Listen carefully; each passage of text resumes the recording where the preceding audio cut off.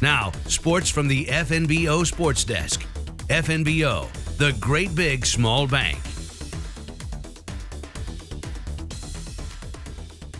Saturday is going to be a huge day of softball right here in town. That's right, a full day of district finals, best of threes right here in town for both Gering and Scottsbluff.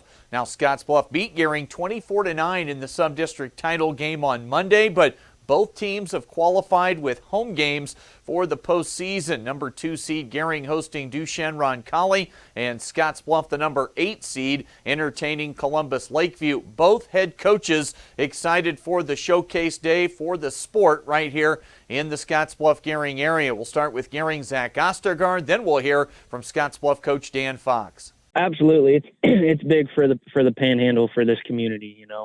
Rivalry aside, it's awesome that we can have two teams hosting a district final and ultimately have the chance to represent the Panhandle at state. And it's always nice making those Eastern teams drive this far west when they don't even have a clue that there's towns outside of North Platte. So it's always nice to have, and again, we're excited for it. Yeah, I mean, like Gering, they've had a great season. I talked to their coach over there, Coach Michelson a little bit over there, and talked to a couple of girls. Actually, I've seen a couple of girls after the game, and told them like, hey, it's just one game now, just throw it away. You're in the play. It's like a playoff system, so it's a whole new season, and Gering should be very proud of that team. They had a great season, and their season's not over. I think they got a great matchup, and we're rooting for them over there. Only time we don't root for them is when we play them.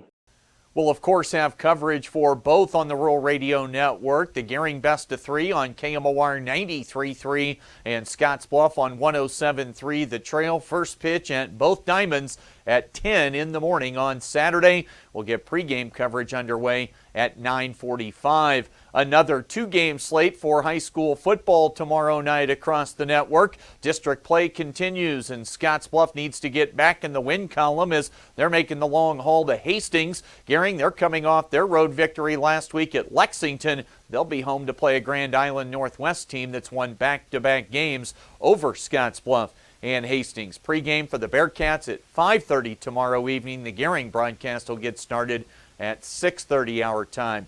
WNCC volleyball home tonight and tomorrow, trying to get back on track. The Cougars are below 500 right now at 11-12, hosting Trinidad State and Otero the next two nights. No coverage for tonight, but Chuck will have tomorrow's match on KOLT 690 101.7 beginning at 6:45. That'll be a 7 o'clock first serve. Also home soccer for tomorrow. The Cougars against Trinidad State in women's and men's matches. And Husker football tomorrow night on the road to play Illinois, having to do it on a Friday night.